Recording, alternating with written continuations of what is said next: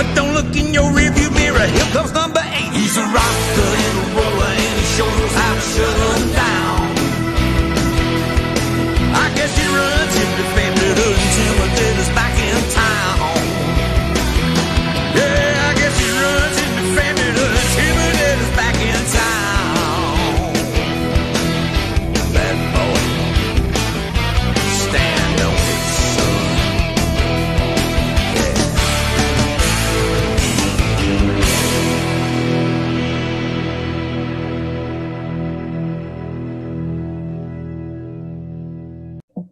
And welcome to the Nasboys podcast. Now, did you know that Daniel Suarez lost his sponsorship with Subway because at a race at New Hampshire, he decided to go and hand Dunkin' Donuts out to fans? You probably didn't know that, but it's an interesting fact, I guess. But anyways, welcome to the Nasboys podcast. I'm your host, Mike, aka Mike Pop Fan 101, joined with my good friends Christian, aka Savage NASCAR. What's up? Ryan, aka 3_Ryan_W 3_. What's up, guys? And Cam, aka I Spy Cam. Howdy, y'all. So this is going to be the start. Well, this is the second episode that we're going to alternate hosts between Cam and Spencer. So this should be fun. Anyways, let's get started with today's episode. Recapping Phoenix. There were two races there, the Xfinity and the Cup race. We're going to start with the Xfinity. I thought it was an okay race. There was some action, I guess. And who won that again? I forgot. Cindric. Yeah, thank you. I forgot. I guessed it right somehow. Yes, congratulations to Ryan. He gets that right. For once we got this. For once we got the pick right on the show. But anyway, what's you guys' thoughts on the race? Christian? Oh, okay. I'll go first. So I watched some of it. I was at work, but I watched some of it after, and the race was pretty decent. It wasn't like the best, Xfinity race at Phoenix. And I was really hoping, that Algar would pull it out. He came up just short, but, Cindric 2 in a row at Phoenix, so congrats to him. Even though Phoenix, I don't feel like it's a good track for like the championship races, I still feel like it's pretty fun to watch when they do restarts because of them going all the way down to the apron 4 or 5 wide. And if I'm correct, didn't Justin Haley, it was either Haley or the 10 car yeeted themselves up the track near the end, and it took out a couple cars on the 2 laps and they didn't call it a caution. I feel like it's called a caution there, but they didn't. But it was a decent race though, and much better than Cup. So I'll give it maybe a 6.5 out of 10 rating. Really? I mean, for me, overall, just Phoenix, the whole Phoenix weekend, I just wasn't impressed with the races. I mean, I thought they could have been better. I think it's just classic Phoenix. To me, I don't know why. It's always been that way for me. Phoenix has just been a racetrack for, races to be held at. I think that there's plenty of more racetracks that, could have replaced Phoenix this year, honestly. That sadly were taken out. So, oh well. Yeah, I don't usually feel this way, but I actually feel like the Cup race, in my opinion, was better than the Xfinity. The Xfinity was just meh for me. It was okay. I agree with Christian that it wasn't the best at Phoenix, and Phoenix is usually fun. The race was fun, but I felt like it could have been better. I only really felt entertained during the restarts when they were just all going 4 or 5 wide, and the ending, I agree, there should have been a caution. I was convinced there'd be a caution any time now, where they just kept going until Cindric got the white flags. So overall, okay race. I'll give it a 5 out of 10. Yeah, I agree with somewhat what you and Cam and Christian were saying. I like Phoenix as a track. I really like the restarts as well. That dog leg, when they just go down, that is just so awesome. But the racing, it started out good on restarts, and then we progress into that long green flag run, and then it kind of gets boring after a while. It's not the worst racing we've ever seen, but definitely not the best. It's just an average Phoenix week, I would say. And that race, that wreck at the end with the 10 car and the 11 car, that hurt. They should have called the caution there. I completely agree with that. But I guess NASCAR really wanted to see a battle between Allgaier and Cindric, and we didn't get a caution there. So I'll say my race rating was a 5 out of 10. And I guess to go back on that real quick, if I had to get a race rating, I probably had to go with Mike, 5 out of 10. I mean, it was just a meh. That's really all I can think of is meh when that race comes up to mind. So here's you guys' thoughts on it. But before we start that, our followers actually got the race pick right. Congratulations to ii.am.mattgpastor and Diecast Racing Enterprises for correctly guessing Austin Cindric. W's. Yes, big W's. Now here's your thoughts on the Xfinity race. One of you said great, 11 of you said good, one of you said meh, and none of you said bad. Now let's move on to the Cup race. Or no, wait, driver of the day, you guys can pick. So now let's move on to the Cup race. Similar to Xfinity, it was just a meh race. I'm not even going to say a little more action. It was just similar to the Xfinity race, but the only difference was Martin Truex Jr. got out to a second lead. What's your guys' thoughts on that? Honestly, Phoenix, I usually watch it, right? But honestly, I didn't even watch the race. So I only looked at the highlights. But I honestly, I went and watched the full race replay. I kind of looked through some of it, but it was boring. It was a snooze fest, to be honest with you. I mean, the only interesting thing that I seen during that race was Alex Bowman's spin, the restarts, and when Kyle Busch, after the race, was having a talk with, if I'm correct, was it De Benedetto and who was that guy? Chastain. Yeah. It might have been Chastain. Bubba about wrecked somebody, if I'm correct. Who do you about spin out? I think it was Chastain, because Chastain looked like he kind of wrecked him at the end of stage 2. Yeah. But that was pretty much it, snooze fest. Yeah, I agree. It was pretty boring.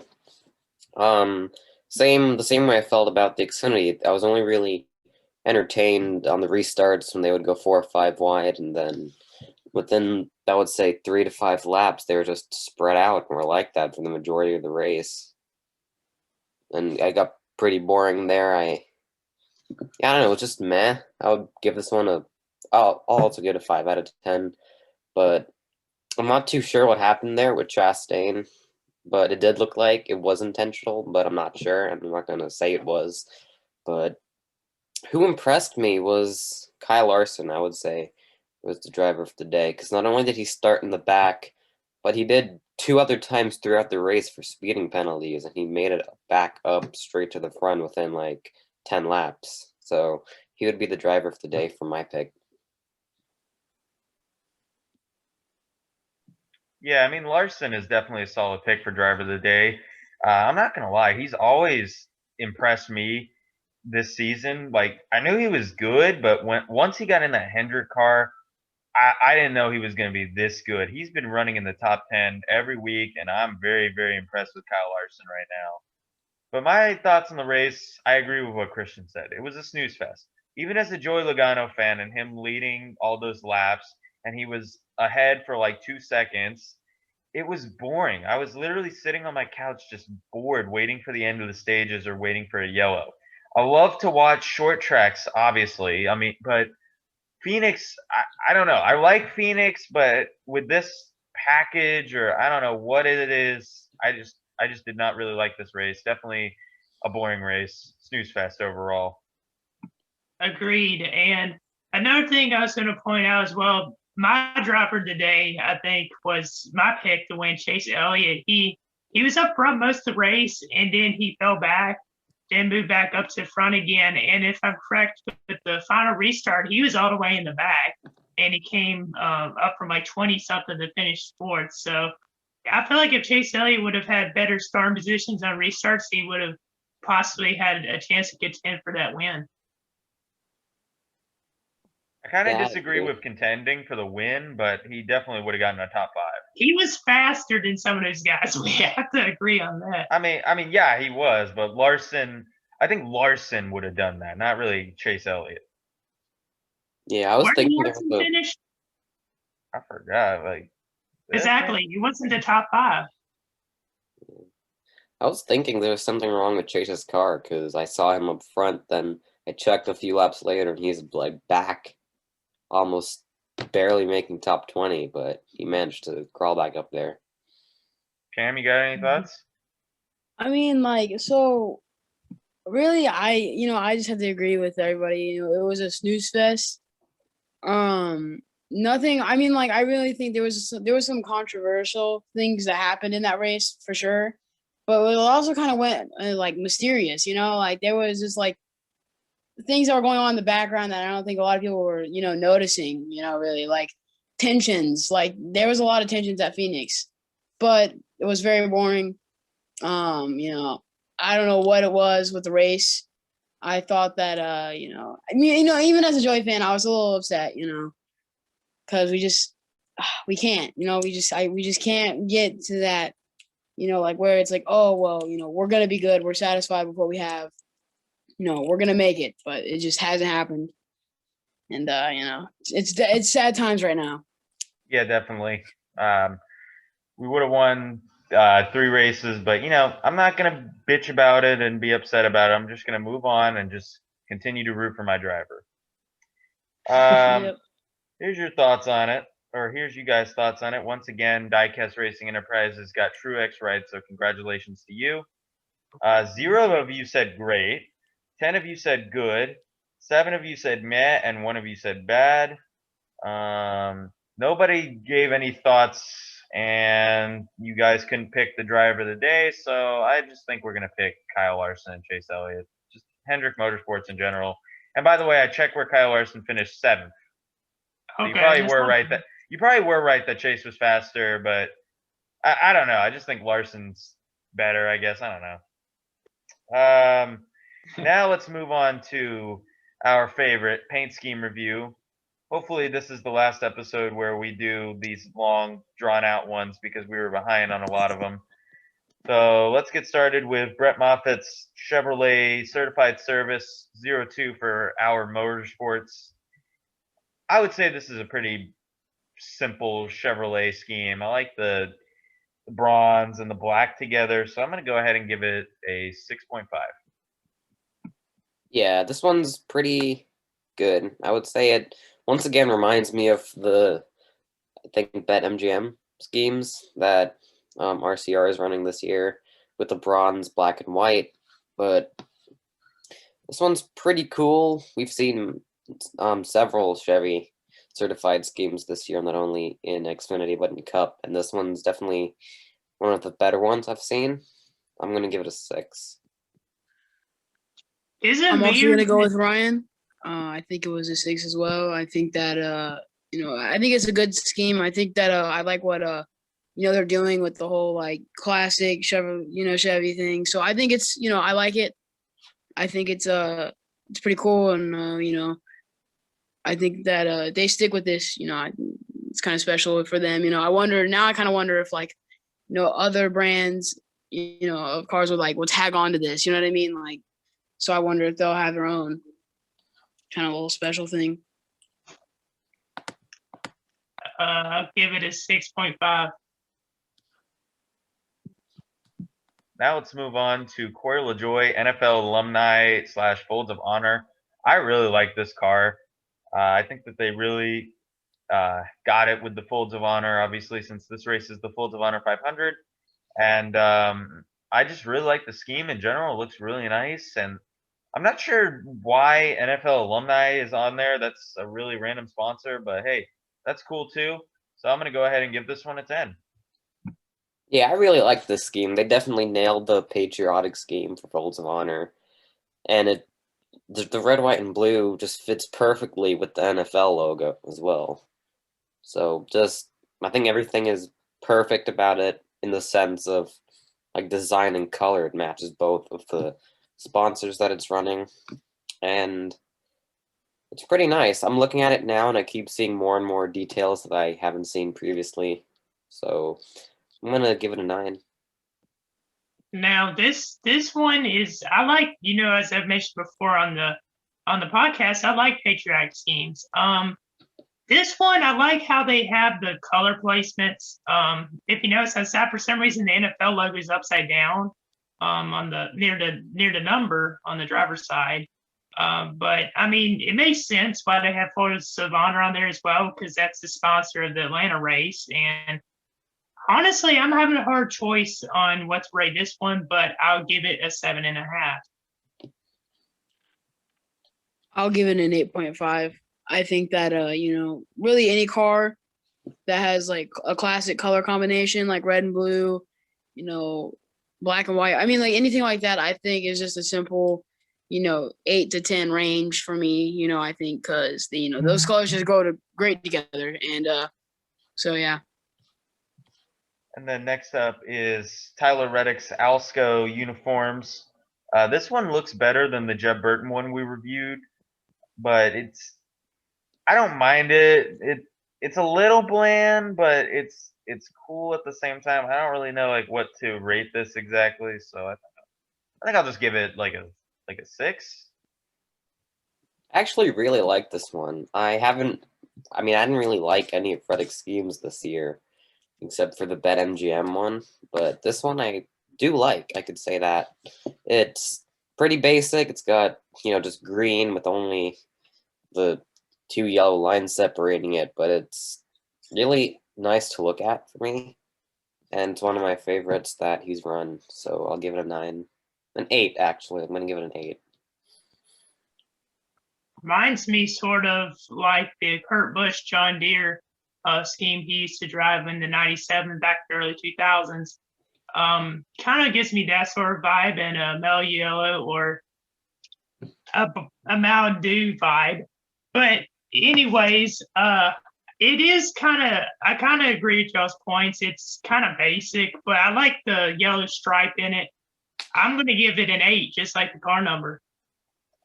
It reminds me of the NASCAR Thunder 04 game, with the scheme. I don't know why it does, but it just kind of gives me that resemblance. So personally, I'm going to have to give it probably like a 7. I think, I think it could have been better, but I'd say the way it looks now, I just think it gives me some nostalgia. I like it. So next up we have Jeb Burton's Chevrolet. This one looks somewhat similar to Moffat's with the bronze, but what I noticed is that it's kind of like this road design, which I really find interesting. So I'm going to go ahead and give that one a 7. Yeah, I don't like this one as much as Brett Moffat's, but it's still pretty good, I would say. It's pretty, from the angle I'm looking at it, from the picture that I found, it just looks all white with some black and yellow. I see what you mean by the roads on it. So I'll give it a 6. It's not the best Chevy scheme this season, in my opinion, but it's still pretty good. When I look at it, I think it's all right. I'll probably just go with like a 6 as well. I think the Rev Muffin one was a little better, but I'd say that, to me, they kind of look identical. They're close, but they're still, I do see what Mike's talking about, with the little, design there. I'm going to have to give it, I'm going to have to give it like a 7, to be honest with y'all. All right, next up is Austin Hill's United Rentals throwback to Mike Stepanak. Rest in peace to him. This one looks really nice. I really like the blue and the black. It really meshes together. They really killed it with how it looked on the late model, so I'm going to go ahead and give this one a 9. I'm going to go with Mike. I think a 9 too. Simple. Just a nice, I like it a lot, actually. Are we talking about the truck that's blue and orange? Blue and black, yes. The Black. I think I have the wrong one pulled up. Ryan, can you go first? Sure thing, and I'll send it to the chat so you can check it out. I like it. I agree with both of you that it's a 9. It's nice. I like the throwback. I actually didn't know that it was a throwback until I saw the comparison picture that was posted, and it looks really good.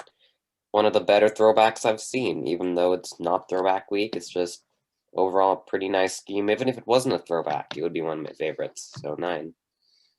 Yeah, I see it now. I mean, I like memorial schemes and all that, throwback schemes, but to me, it's just basic, just the blue and the black. Honestly, I mean, I get why it gets a high rating by y'all, but I'm just going to have to give it a 6.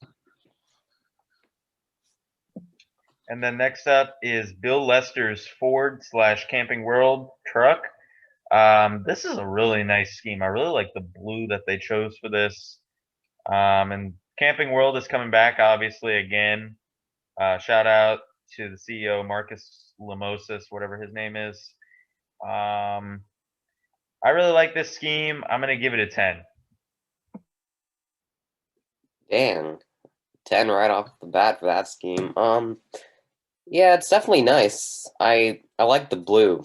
For a Ford scheme, I would be expecting a darker blue, but this light, baby, like skyish blue kind of gives me an old Ford vibe, like a throwback Ford to their old blue, which I think is what I like most about it. Just the blue scheme, and you don't have the Ford oval, it just says Ford, and it really reminds me of an old scheme, a throwback scheme, and then obviously Camping World on the side, which looks good, matches the white, so I'll give it an 8. It's a pretty good scheme. I like it as well, and I like the Camper World scheme, so I'm going to give it a 9. Yeah, I'm probably gonna go with a 10, dude. It's actually pretty nice. I definitely think that like it kind of has like a like a retro blue, like a retro Ford blue to it that I think really does add kind of like a a bit of character to it. So I really do like that. Yeah, I actually agree with you all. Like I said earlier, I really like the blue on it, but I didn't realize it was actually like retro. Like I felt like it was retro, but I definitely agree that it is very retro and it looks very, very nice. Next up, Spencer Boyd WML. This is a pretty neat truck, I would say. It's orange. It's got this like construction type of vibe. I'm gonna go ahead and give it an 8. Yeah, I like the wrecking ball on the side. I didn't notice what it was. I was here just staring at it, trying to figure it out, but it's a wrecking ball. So that's cool. It's definitely a unique scheme. We don't usually see like actual photos, and when we do, it's usually animated. Like we saw some actual photos last week with Kyle Busch's chocolate scheme. So this one's pretty good. I'm not the biggest fan of the orange. Obviously, it's the sponsor's colors, so they're gonna run it. But I'm not the biggest fan of the colors. So because of that, I'm gonna give it a 6. It kind of gives me like a New York Knicks vibe. I don't know if you guys know basketball or anything, but that's what it kind of gives me. Yeah. I think it's okay. I'd have to go to a 6.5, maybe a 7 at the most, but I think a 6.5. I agree with Cam. I'd give it a most 7, so 6.5. And next up, we have Christopher Bell's Sirius XM car.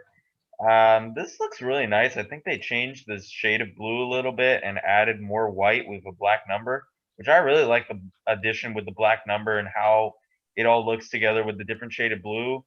So I'm going to go ahead and give this one a 8. I don't know why, but it gave me Ryan Newman Altel vibes.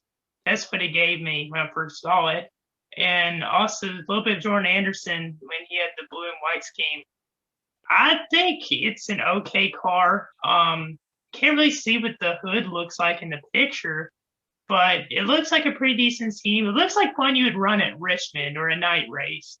So given that it's for the Atlanta race, I don't know what it's going to look like on the track, but if it's during the daytime, I'm giving it a 6. If it's during nighttime, I'm giving it a 7.5. Yeah, I agree with both of you, but I think this is going to be like an 8 or a 9 for me. I like it. I saw like a render version when it was announced that SiriusXM was sponsoring them, and the render was okay. It reminded me of Ryan Newman, so I was not expecting this one, especially with the white. I was expecting a black scheme, kind of maybe parallel to Martin Truex Jr.'s scheme that he was running. But this one's really nice. It's unique for a SiriusXM scheme, and it's cool to see Pristine Auctions returning from the car as well. So I'm gonna say a 9. I like it. I think it's it's pretty cool. I'm gonna go with Ryan on here, but I'm gonna give it an 8. I don't think it's to the level of 9. I'd say like maybe it could make it to an 8.5, but then again, I kind of also agree with the Savage on the day and night situation. I think if it was at night, 8.5 easily, but if it's in day, I'm gonna give it an 8. And then next up is Zane Smith's MRC truck.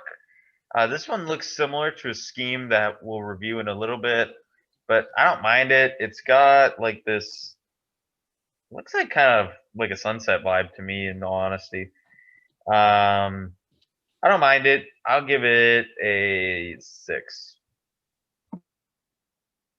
Yeah, this is another scheme with bronze on it. We're seeing a lot of bronze coming onto these schemes this year, and I'm a big fan of the schemes with bronze. I just think it's a weird but a cool color to put on these race cars and trucks, and I agree with that here. It's pretty cool. I was not expecting bronze to go with MRC, but they put it here. They got some purple in.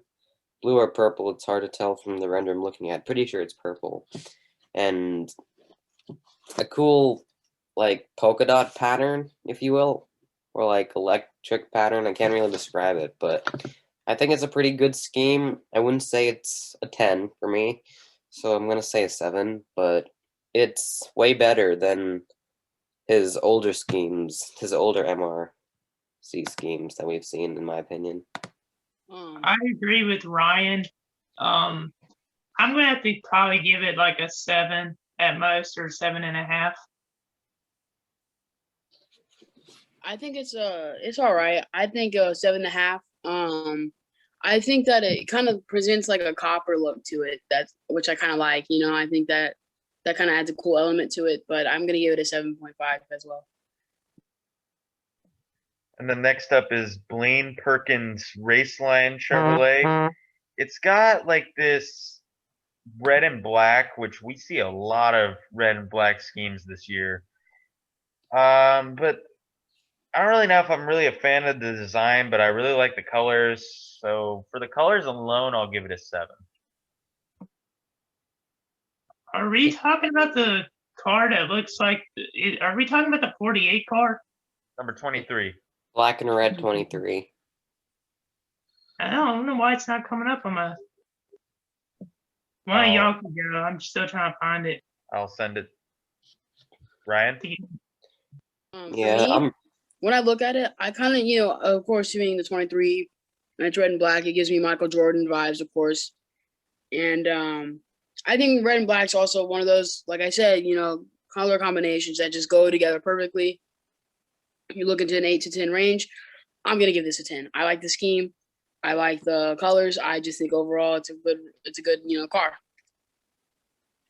Yeah, I agree. When I saw the render, I wasn't so sure about it, but seeing it out on the track, and I have a picture of it here of it out on the track. The red is almost neon, which I think looks really good. So because of that, because of how it actually looks out there, I'm going to give it an 8. It looks sort of similar to Christopher Bell's paint scheme, except for that neon race line thing on the side. It's decent. I wouldn't say it's a great paint scheme. I'll give it a 6.5. By the way, since we're talking about some basketball, LeBron James is apparently a part owner of Roush Fenway Racing. He bought part of Fenway. I don't know exactly like what it is, but it's associated with Roush Fenway Racing and Fenway Park for the MLB. So what's you guys' thoughts on that? I can kind of tell you a little bit more about that. So LeBron joined the Fenway Sports group, which means he has part of an ownership stake in the company. I don't know a whole lot about the company, but I know it's an agency. So basically, LeBron's part owning the Major League Baseball's Boston Red Sox. He's part owning Liverpool, which is an English Premier Soccer League team, and he's part owning Roush Fenway. And he's made it clear that he wants to own an NBA team one day. I mean, I was kind of surprised he wants to own a Boston team, but he sort of already does, if you know what I'm saying. He owns the Celtics, so yeah. I think it's pretty cool, personally, because like ever since you seen Kamaru Usman coming in. Now I know it's not NBA, but I think it's kind of cool that all these big time sports are coming in and now joining the league a little bit. You know what I mean?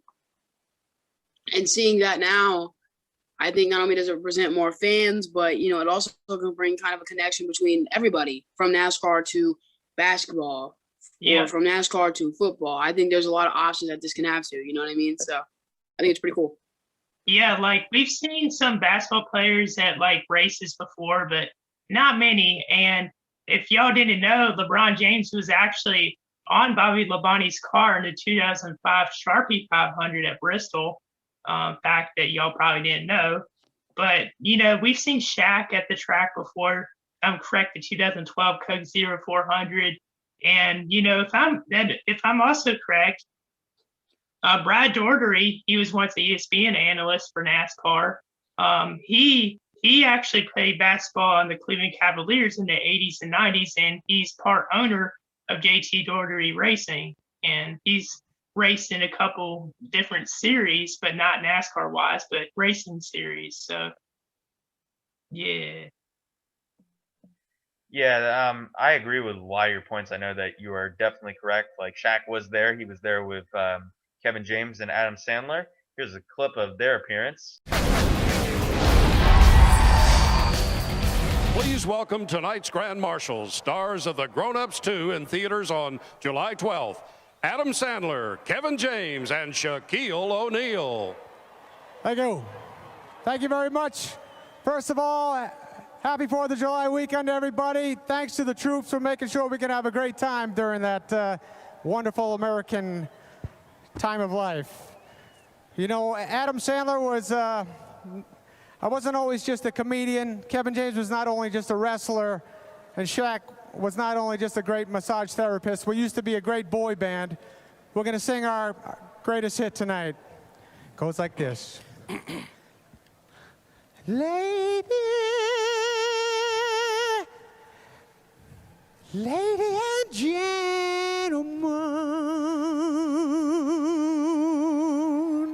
you need to stop.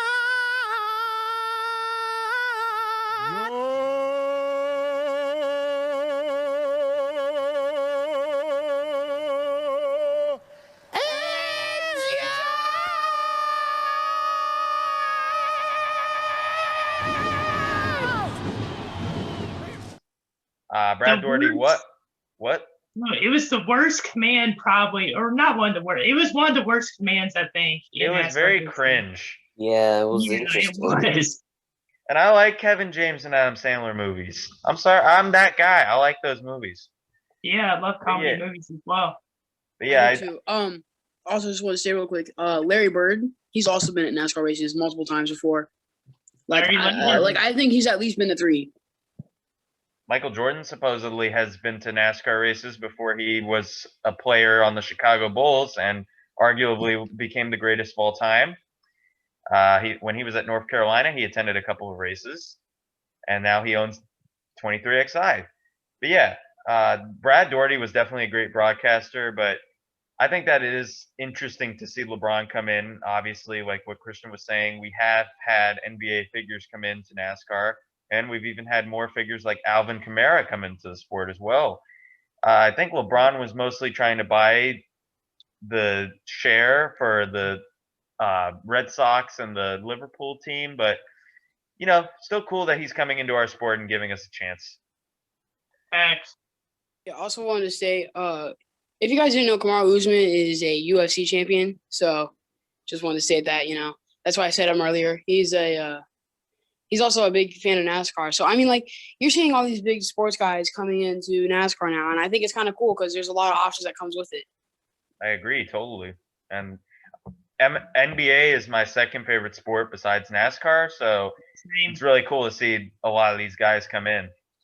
And as a fun fact about myself, I actually watch NBA games while we're recording. That's why I wear glasses. But anyways, Rafael Lassard's Richelieu Chevrolet truck. This has got that same black and red vibe, but this looks more like Safe Light, like when Noah Gragson drove for KBM. So I'm going to go ahead and give this one an 8. Actually, a 7. Yeah, 7. Yeah, I mean, here we have yet another black and white scheme. This one's got some red. The Richelieu logo reminds me of Rowdy Energy with the red R. And I definitely agree with Safe Light. I mean, you pretty much said all that I would have to say about it. So I'm going to give it a 7 because I think it is cool. I think it's all right. Like I said, I think I'm going with everybody else here. I'm looking at a 7. You know what I mean? I think that it's a simple scheme. Nothing's wrong with it. I don't think that it's bad. I don't think that it's I don't think that it's the best. I think it's just it's good. And yet again, it gives me sort of Christopher Bell vibes, and it kind of looks like one of Natalie Decker's trucks when she was in the truck series. But I have to agree with y'all. I like this one, and I'm going to give this one an 8. And next up, we have Timothy Peters' Rackley truck. I like this one. It's pretty solid. It's got a neat looking design with the black and like, I can't tell because it's the render. Is it like navy blue or purple? I think it's navy blue, but it looks really good on the truck. So I'm going to go ahead and give that one an 8. Yeah, I think it's pretty cool. It's definitely one of my favorite schemes that he has ran. It looks like, I don't know, it looks like it could look better on a Ford for some reason. But under the window net, there are lines that kind of, like blue lines that they kind of look like they're carrying down from the window net. They're in that pattern, which I think looks really cool. And the Rackley logo, I don't usually talk about the sponsors or logos, but I like the way they incorporated it on the scheme as well. So I'm gonna give it an 8. For me, I think I like the design. I some people might not like me for this, but I really don't like the colors for it. I don't think they really go together that well. I do think the logo is cool though.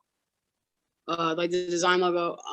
But just because like the colors and design, I'll give it a 6.5. I think that, the design kind of carries it a little more than the colors do, but whatever.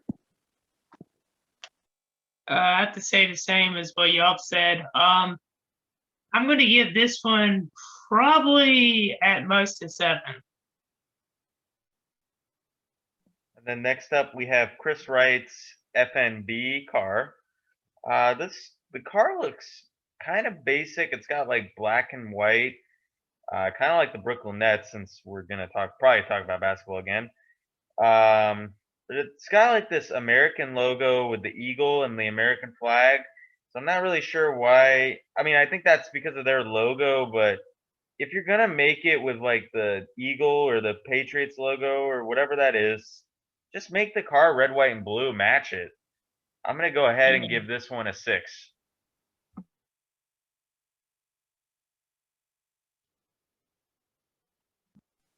Okay, Personally, I think that I'm gonna go with Mike. I think they really should have stepped on the colors a little more. I think that it just doesn't look. It looks a little off to me. So yeah, I'm gonna give it a 6 with Mike. I could definitely see what you're saying, and I feel like it was weird the way they placed the red, white, and blue logo on the side. They placed it right before the sponsor on the quarter panel. To me, I don't mind this scheme, but as y'all said, it's kind of plain. So I'll give it a 6. Yeah, I don't really like this scheme because it doesn't really match the sponsor. This is the black and white 26 we're doing, right? Correct. Yeah, so I'm looking at it here. It looks nothing like the sponsor. There was the same sponsor ran a truck this year, the 02, and that looked way better because it had the red, white, and blue. But this one does not look like the sponsor, which is why I'm going to give it a 4. It's just pretty Yeah. bland and just doesn't fit. I gotta change my mind too. You know, the more that I look at it, the more disgusted I get. I think a 4-year-old could draw better. So you know, I think that it could just be better. So matter of fact, I'm giving it a 4 as well. I looked at it again. I looked at the details. I mean, like it's like they just slapped a red, white red, blue, white logo, and was like, just keep the car black. Like, you know what I mean? Like it does not work at all. I wonder I if lowered mine to a 5 as well, so I lowered mine grade. like they were originally unsponsored since this for Sam Hunt Racing, and that company was just like, "Hey, you want to get a sponsor on our car? Yeah, sure." And then they just slapped the logo on there. They didn't even have time. So I get that. Yeah. Like, I mean, they so honestly don't. They probably didn't have time. So, in that regard, I move my rating back up to a 6. I'm keeping it, man. That's bad. I'd rather not take a sponsor if it was gonna look like that. No yeah, way. facts. Yeah, Or just I wait till next week and paint it or wrap it. Yeah, I completely Something. My God, like it's so bad. Like I honestly want to take it lower, but I'm not going to because I have respect. I 100% get that if they didn't have the sponsor and they got it last minute, but no, it doesn't work. I'm not raising mine either. Next up, we have Akinorai Ogata Kiwo Industrial. Hopefully, I did not butcher that completely. This truck looks all right, I guess. Trying to find the picture of it. I remember it. Kind Here of it looks is. like a peach. It does. It looks kind of like a watermelon almost. Oh no, I see what you mean with the peach, but it also looks like watermelon. I can't see the car. Can someone send it to the chat? Just real quick. I don't know what's happened with There it. you but go. Yeah, Sorry. I'm gonna rate this one a 5. this one, I mean, I like how it has the colors. Like, I like the green and the sort of like beach vibe that it has. And never heard this sponsor before. Honestly, haven't really heard much about this car or about the team, I guess. Someone in the comment section, I'm looking on this post, they said, "Who is this guy?" Like, that's kind of me because I honestly don't know. But respect to new sponsors. I'm going to have to give this one maybe a 7 at most and at least a 6. You know, it's kind of funny, but it's better than that 26 car. I will say though, I do kind of like it, and since we're on the topic of sports in general, it kind of reminds me of the Miami Hurricanes. With the whole like scheme. I will say though, I actually think it's pretty neat. I kind of like how the letters are. It's like a little bubble letters kind of look. I really do like that. And for me, I think the logo looks like a ping pong ball, like on like one of the ping pong. I don't know what you want to call it, but. Yeah, I agree. I like the bubble letters. This one reminds me of a Hunt Brothers pizza scheme, actually, with the colors, and the logo looks like a very badly rendered watermelon, or just a watermelon that I would draw, giving my best effort. But overall, I think it's a pretty okay scheme. I'll give it a 6. And next up, we have Ryan Priest's Kroger car with Coke. I mean, JTG's schemes have just been so basic this year, but I'm not gonna lie, I don't mind this one as much because you got the Kroger in the front with the blue stripe going to the front, and then you got your Coke in the back, and the Coke almost looks like a Coke can to me. But I don't know. I mean, I'm just not really feeling these JTG cars, but I don't mind this one as much, so I'll go ahead and just give it like a 5, I guess. It seems like we review his schemes every week, and I mean, they just keep making more. But I mean, I get what you're saying. I don't know why, but it kind of looks like a Bank of America logo, sort of with the colors. It's kind of odd that they have the Kroger up high instead of like more to the middle of the rear, and they have the Coca-Cola logo all the way down at the bottom like that. Kind of weird in that regard. But I'm gonna have to give this one maybe a 7. I'm gonna sound crazy here. I actually really like this. I don't know why. I just don't know if it's just because it's 37, the way it looks. But actually, why I like this a lot. I think it's better than nothing. I mean, we've seen some of his schemes and like, yikes. You know what I mean? So seeing this, I'm gonna come in here. I'm gonna give it an 8.5. I really like it. Yeah, it's out of all the schemes we've seen for this team, I think this is my favorite. Like, aside from the basic one from their primary, but out of all the ones where they have different sponsors in the back there, this is on the top of my list. So I'll give it a 7 because I like it, so I'm gonna be above a 5. I'm not at the point where it's but it's also not a 10 for me. So 7. And also from Ryan Priest, we have his Planters car. This one looks really nice, actually. I like the way the blue or the purple, whatever. I can't really tell with the renders. But I like the way it looks with the yellow and then the Mr. Peanut on the quarter panel and the hood. I'm going to go ahead and give it a 7. I like this car. I really do. I really like this car a lot. Don't really see. I don't think Planters has sponsored many cars. It kind of gives me like an Irwin Tools paint scheme vibe, and I know it's probably a really high rating, but I'm giving this a 9. I'm gonna go with Savage. I really like this.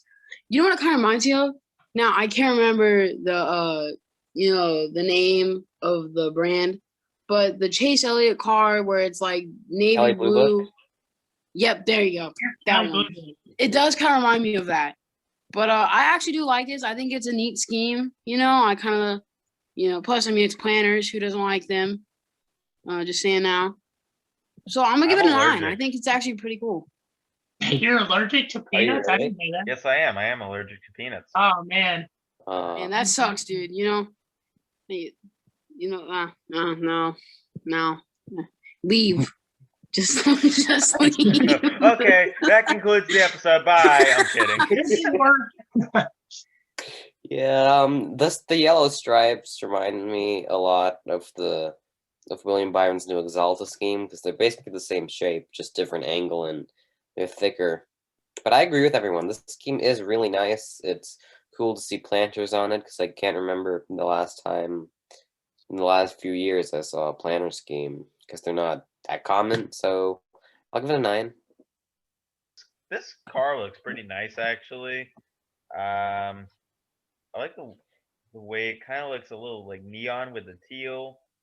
I'm trying to find a picture of it to make sure that I'm not being an idiot about it, but I actually really like this car, so I'm gonna go ahead and give it a 10. Probably a little high, but whatever. Are we talking about the red and orange one? No, Dude Wipes. No. It is the Dude Wipes one, the white with black and some light blue, which I really like. This is my favorite scheme that's been on the 38 so far this season. And just saying this now, I'm really just because it has Dude's Wipes on it, I already fully support it. It's a 10 out of 10. Matter of fact, make it 1,000 out of 10. I love Dude's Wipes. All right, you got a problem with it? I don't know. Say it in the comments. You know, That's a I do. high Let me tell rating. you, there's nothing that is better than Dude Wipes. It's just a classic. It's classic. Dude Wipes, if you are watching this, we would love a sponsor. But Yes, I'm please. also going to give it a 10 out of 10. Not because I like Dude Wipes, but because it's a really good scheme in general. I like it. I love the neon looking blue and just it looks electric. Like we saw a scheme, I believe, either last week or the week before that we all described as looking like it's got electric running through it, and this scheme definitely looks like it's got electric in it. If you get what I mean. So 10 out of 10 for me. You know what it kind of reminds me of? Have you guys ever seen Wall-E? Yes. Yes, I love that movie. You know the white robot? That's what that kind of reminds me of a Tony. lot, actually. Yes. So good at comparisons, I guess. But yeah, I mean, I'll have to agree with y'all. It's a really good scheme. I don't think it's a 10, but I'll give it a 9. And next up How for dare you Anthony disrespect Dude Wipes? Disrespect. Alfredo, Pete's Store. This one kind of looks like Dr. Pepper a little bit, but I don't mind it. So I'll give it a 7.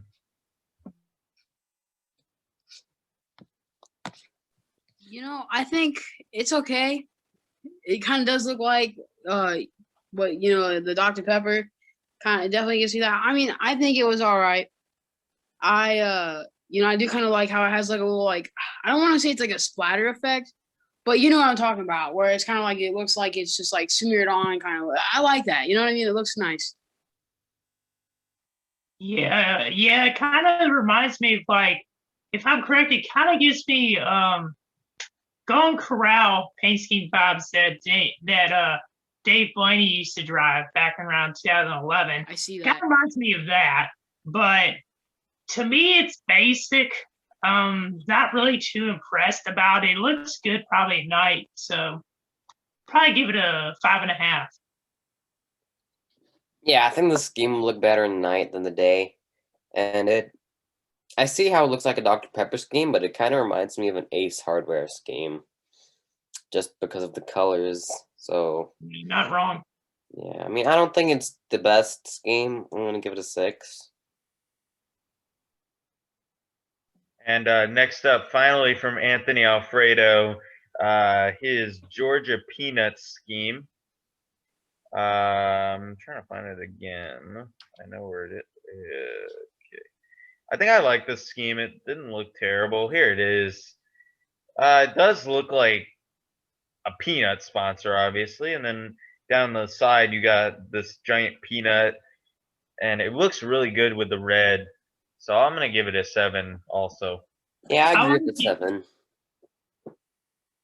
Yeah, I like this one a lot. I like how the gold is on the bottom. It kind of also looks like one of those kangaroo or Circle K cars a little bit, but not a whole lot. But I don't know if you've noticed this, but we've seen a lot of Anthony Alfredo on today's episode as well. So congrats to Yeah. them. But Yeah. seriously, probably give it a 8. I actually really like this. I think that like that kind of yellow, like a peanut yellow with a red like that. I really do like that. I think that it's probably like an 8 for me. Yeah, that's that. And then next up, we have Todd Gilliland's Chicago Pneumoniac. I'm not sure exactly if I'm pronouncing that right, but I really don't care. This again looks like the scheme Austin Dillon ran, but with a little bit of changes in the front. So I'm gonna go ahead and give this one a 8.5. Looks similar to some other ones we've had reviewed. To me, I like red, red paint schemes, but to me, it's just like so many other ones. So I'm gonna have to give it a 6 because it looks so similar to other ones we've seen. Like it looks like a Christopher Bell car. You know what I'm saying? It looks like some other ones we mentioned in Anthony Alfredo cars. So that's why I lowered it to 6. Yeah, Christian and I thought the exact same way because I was thinking I'm giving it a 6. Looks way too similar to a lot of other schemes we've seen, especially the Austin Dillon scheme. So I think that it's okay. I know it's a little weird though because like they're using the red in multiple ways. Like there's like different patterns, which I really don't like. Like I wish they would just keep it, one way. If that's the, the red that's on the hood, or if that's like the little stripe, lines. But they didn't. I think that really this is just kind of bland. I'm a little disappointed in this. Really, I think they could have had something better, but they just threw it away. And then next up, we got Carson Hoskovar's The Shore Spa and Resort. I like the burgundy in this, and it's got like this little bit of navy blue, a little random. I would have preferred black, considering that Nice's sponsors black. But I'm gonna go ahead and just give this one let's give it a 6. I don't know why, but I think I've seen this paint scheme before or something similar to it. I like how the colors are. Interesting sponsor too, a spa and resort sponsor. I'm gonna give this a 7. I'm gonna go on the opposite of that. I mean, don't get me wrong, it's a nice scheme, but I don't really like it. I mean, maybe because the picture I'm looking at was in the dark. I think it would have looked better as a full day scheme. But I'm gonna give it a 4. It's not really calling out to me. And then next up is Connor Daly's Elliot's tire sales scheme. I really like this one. It looks somewhat simple, but I actually really like it because of the American flag on the side.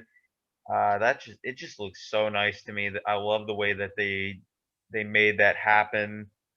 Like, I guess the painting, I really like the way they did that. So just for the American flag on the side, I'm gonna go ahead and just give it a 10. Yeah, same here. Definitely 10 for me because of the American flag. I like how it kind of like the eagle digitalizes, if that makes sense, into the American flag. And I love the hood. That's really cool. It almost reminds me of Hoonigan cars, the way the American flag looks and is shaped. But definitely 10 for me. I really like it too. I think that like when you look at the over top view of it, I kind of like how you can tell like it's an American flag on the sides too. You look at it from the over top, I think that's pretty cool. I think overall, yeah, it's probably like a 10 out of 10. I think that they did the scheme nicely. I think they executed it perfectly. I'm happy with it a lot. Back show. It's a W, 10. And then next up is Nice Motorsports Overton's. I believe it is also owned by the CEO of Camping World. So thanks for giving us more schemes to review, man.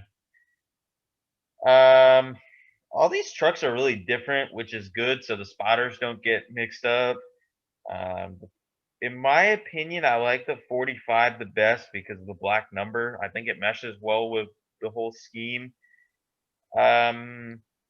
Starting off with the 42, looks simple. It's got the nice blue with the white and black stripe. For the 42, I'm going to give a 7. For the 40, it's got the same blue, but the purple. I'm going to go ahead and give that one a 5. And then for the 45, this one looks really simple, but because of the black number and how it looks with the white and the blue, I'll give this one an 8. For me, when I look at these, so I'll just rate them just like Mike did. So for the 42, I actually really like it. I think that out of all these are probably the highest one for me. Yeah, it is my favorite number, but like I'm really not even looking at that. I'm looking at more at like the design in the background because they almost all kind of have the same colors. I mean, they're a little different, but for the 42, I'm gonna give it a 9. For the 40, I'm gonna give it probably like an 8, and then for the 45, I'm gonna give it a 7. I'm sorry. I just think the 45 just looks really out of place. Like the black is a little overpowering, especially in like an area like that. Like I think if they could have added maybe a little more black to it, maybe it would look right. But it just does not look right, in my opinion. Yeah, I agree with Mike. The black is definitely what makes the 45 my favorite. The 42 is pretty much the same as the 45, just without the black number and without the black on the corner panel by Mobile One. But the 40 is, I don't know. Like from the render I'm looking at, the blue on the 40 looks different from on the others. And I think the 40 is pretty basic, in my opinion. So the 40 gets a 5 for me. The 42 is pretty good. But since the 45 is my favorite, I'm going to give the 42 a 7 and give the 45 a 9. I like the 45 the best. I feel like the 45 is the best in the 42 and 40. I like the black number on the side of the car compared to the white from the 42 and the 40. I'm gonna have to give the 45 probably a 7.5. The 42 probably a 6.5, and then the 40 car I'm giving that a 5. And the next scheme is Jade Buford's Spiked. It's okay. I mean, it's a little all over the place, a little loud, but I don't mind it, I guess. Trying to find it again. Yeah, there it is. It's got like these flames. I like the flames with, I guess it's their product. But they just make it so all over the place. So I'm going to go ahead and give it a 5.5. When I look at it, I kind of get like a graffiti kind of look to it that I like. Like, it's like someone took like a gray wall and then just started painting all over it. I kind of actually like it. I'll give it a 7. First thing I thought of when I saw the car reminded me of Takis, the hot chips. That's what I thought it looked like.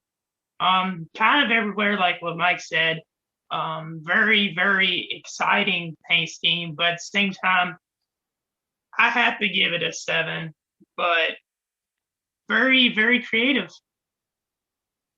Yeah, I'm going to give this scheme an 8 for the creativity. It looks more like juice splashing around on the side rather than flames.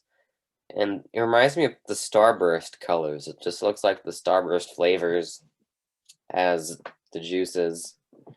So, okay, I mean, it's bright all over the place, like you've all said.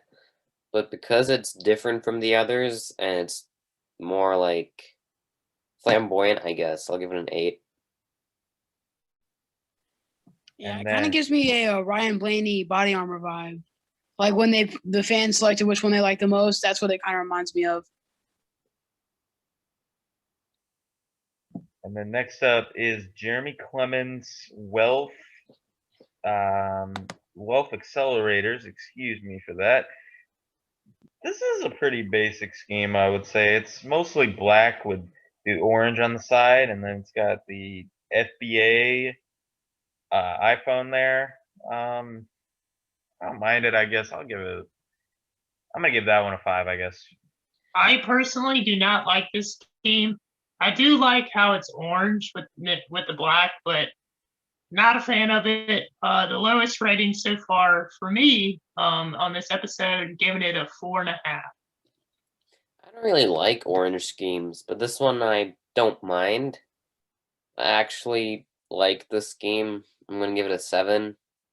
So, yeah, definitely not the best that he has run this year. It looks more, kind of reminds me of the Junior Motorsports logo with the black and orange.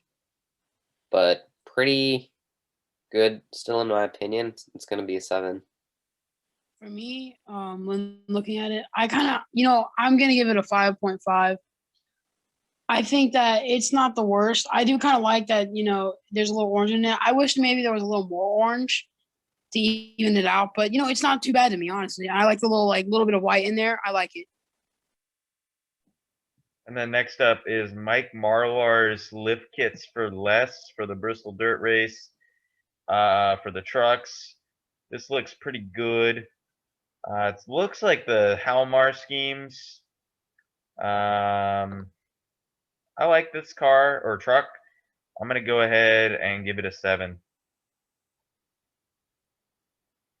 I'm couldn't find it. I'm still looking for it. So if one of y'all can go next.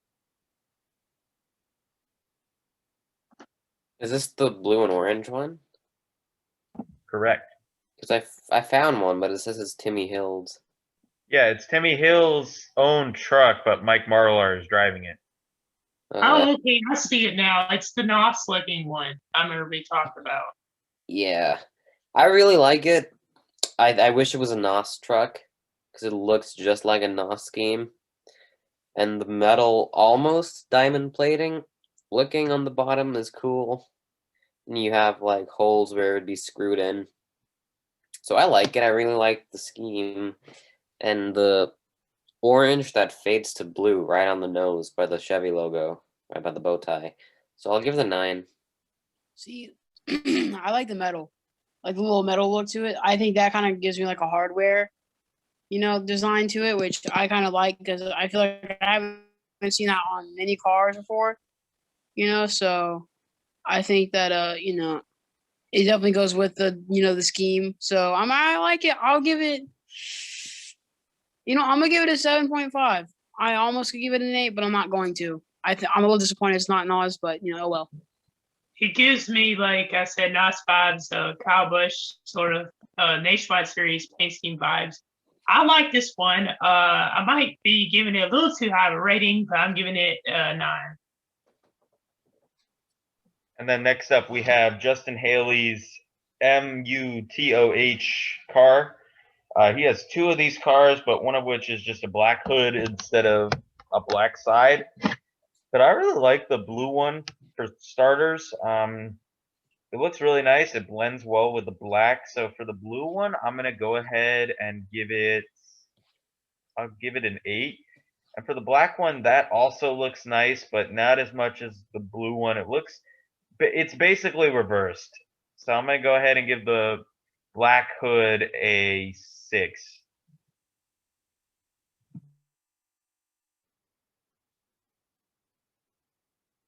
Well, I'm honestly, I have to agree with you. I'm gonna give them a tough choice, but I'm gonna give them a 6.5 and a 6. Yeah, I'm gonna give it a 6 and a 7. The colors on the side of the one with the black front remind me of Daniel Suarez's Comscope scheme. But other than that, it's just a pretty basic black and blue scheme with little rainbow running through the middle. So 7 and then 6 for the other one.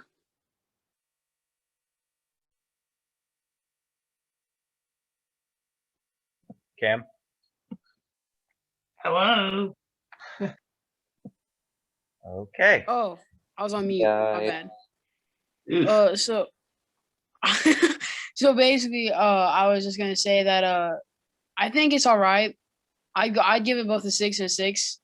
I think they're okay, but and they're a little bland to me. Like I know there's the rainbow, little like slash in the middle, but not enough.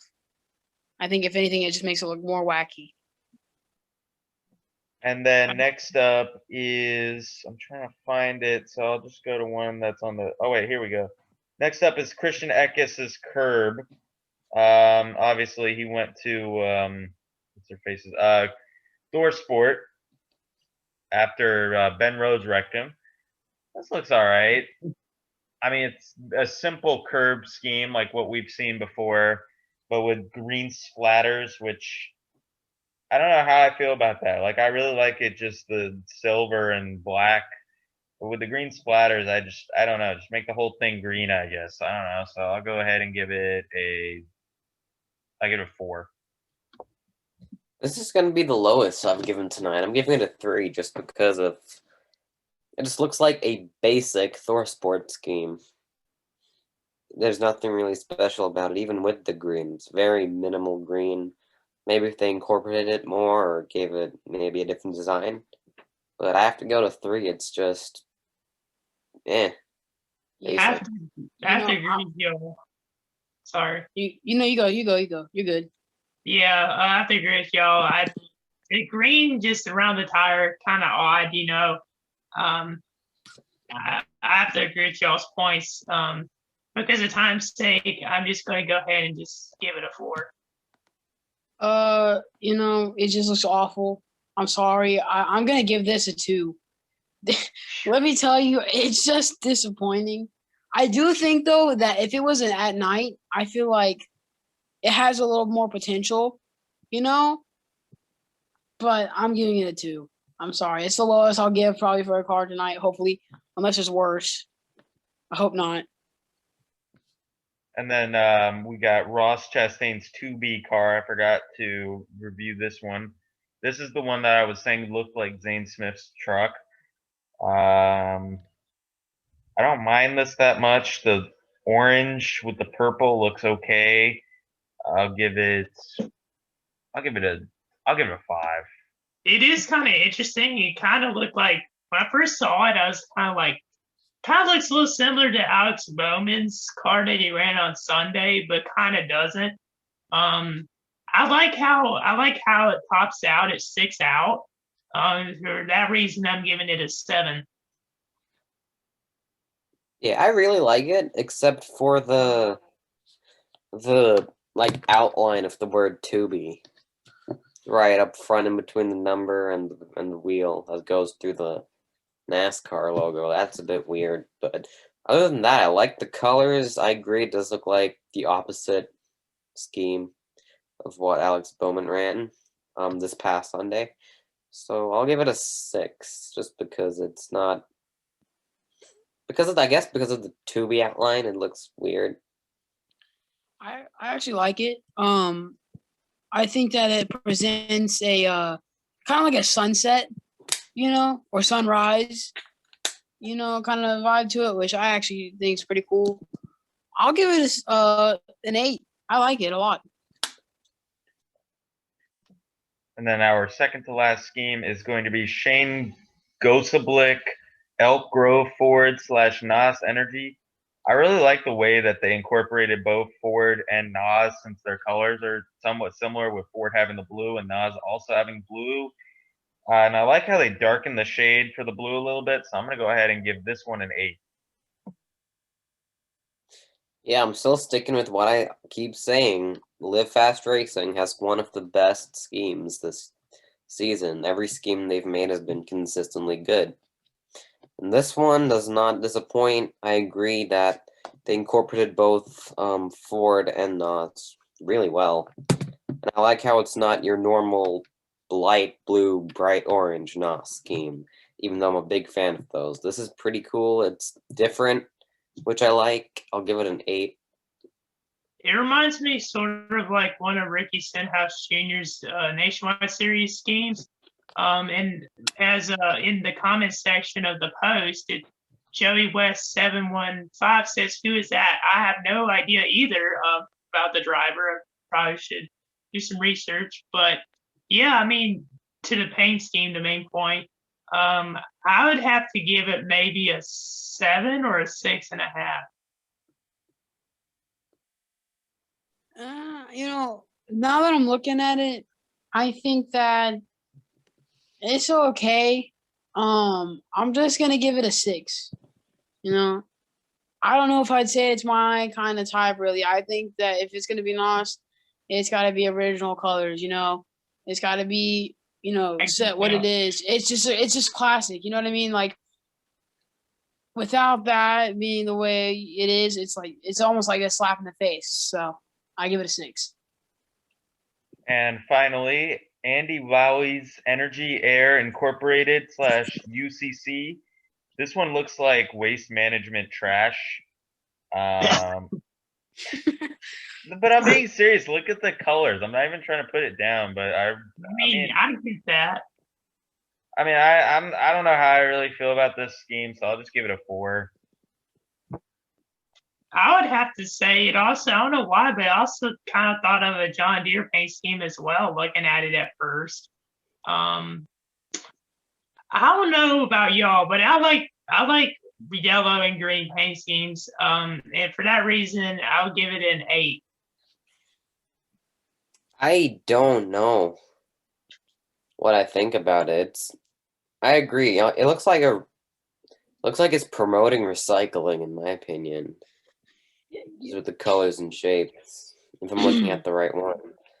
So, yeah, I don't know. I'll give it a 5. I'm in between on this one. Comment down below if you recycle. Yeah. You better. Comment. You're exposed. Kind of like Mike. I can't tell if it's either like a waste management car or if it's a ginger ale car. You know, like it just, you know, like maybe I could see John Deere on it, but it, you know, honestly, it's really ugly, just like the Packers. So for that, I'm definitely giving it a 4. It's just nasty. Comment down below if you recycle. And if you don't, the boys will be hiding under your bed and scaring you. Jesus, Mike. Thank you very much. Talking about waste management. Okay. Now we'll go into our famous top 10s made by Savage NASCAR. So I'm going to start out here. Number 10, Eric McClure and Dale Earnhardt Jr. A moment ago involving the 41 and 24 out of the corner. See, it looked like Dale Jr. got underneath Eric McClure in that 24 car. Whoa, Wow. big crash.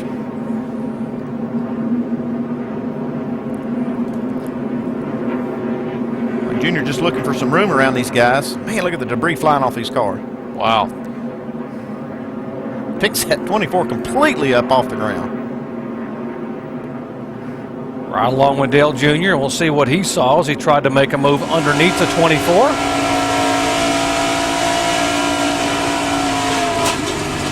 Okay, hold her down here, bud. Hold her down. Got some fender damage. Dale was trying to get underneath Eric when he got loose, and Eric got right underneath Dale's nose and he had hit the wall, sending his car about an inch or two off the ground. Ricochet effect went up into the air there, and whenever I was watching the race, I didn't expect that to happen. You don't really see a car do that at Atlanta very often, especially in the Xfinity series. So I thought it deserved the top 10 spot, but it was kind of debatable whether I should put that one there or the honorable mention. So, number 9? Yeah, at number 9, we have Paul Goldsmith's wreck. This was back. AJ Boyd is spinning into the infield. It's Paul Goldsmith. Down in car 25. The yellow flag will be up for this one. Back in the Grand Nationals race in 1964, and he actually led the first 55 laps. But, like, mid-turn, he hit the sidewall, I'm pretty sure it was a guardrail at the time, which just hooked his car and sent him up and over on his roof. And he slid down the banking on his roof for what looked like over 100 feet and just came to a stop. And, I mean, he wasn't even hurt. As soon as he came to a stop, he climbed out and started walking around his car, inspecting the damage, seeing what was up. Yeah, one of the pictures taken of that wreck is one that a lot of people recognize. I don't know if we could pull it up on the screen or not, but it's one of the most famous NASCAR history. But anyways, moving on to number 8, I have the Matt Crafton and Daniel Suarez wreck. Of Gallagher, he slid his tires. John Hunter didn't get a great start. Look at Suarez, he's to the outside of Crafton. Daniel Suarez for the lead. Can he get around Matt Crafton? And which way will Christopher Bell go? Big crash, heavy hit for Crafton. Caution is out. Suarez and Crafton both battling for the lead, and they are torn up. Wow. That was a big hit for Matt Crafton. We saw Matt wiggle a little bit on that restart. Spun the tires, it looked like just a little bit. That allowed Suarez to jump up to the outside. That was quite a hit. Yeah. You could see Matt. He's certainly stunned right now. Good to see him moving around. A big hit for Suarez as well. Good to see the window net down from Daniel Suarez. That is the sign that he's okay. That hurts in so many ways. Dominate a race like Matt did. Have such a great truck that he knows he could have taken to the next track and won with. And now he's got the wind knocked out of him. He's hard into that outside wall. Win it. Watch. This is what happens. Yeah. Crafton's been doing perfect restarts today. Right there, you see that slip? That just gave Suarez enough momentum to when they got to turn 1, he jumps on the outside. But what happens after that? Christopher Bell is a good run as well. See Suarez on the outside. Watch Christopher Bell. Watch that 4 truck right side of your screen. Is he going to make a little contact? He does with Suarez. So Bell gets into the back end of his own teammate, Daniel Suarez, and that's what knocked Suarez into the 88 of Matt Crafton. At Atlanta, the great clips 200 from 2016. So interesting, this race actually was very competitive. So most of the cars that were in this race were either on the lead lap or only like 1 or 2 laps down. So the wreck occurred with like on a restart with a couple laps to go. I would say about 10, 11 laps to go. And Matt Crafton and Suarez were up front battling for the lead. And they both hit really hard on the inside wall. And yeah, I thought I should put that one in there. You can check it out right now. And that wreck happened on lap 112. And, you know, there was 32 cars in that race. And as I mentioned, how competitive that race was, Crafton and Suarez finished 30th and 31st. Yeah, it's insane. So for number 7, we have Steve Parks' practice crash at Darlington Raceway. Well, take a look here. Oh, there it is. Top of your screen. There it is.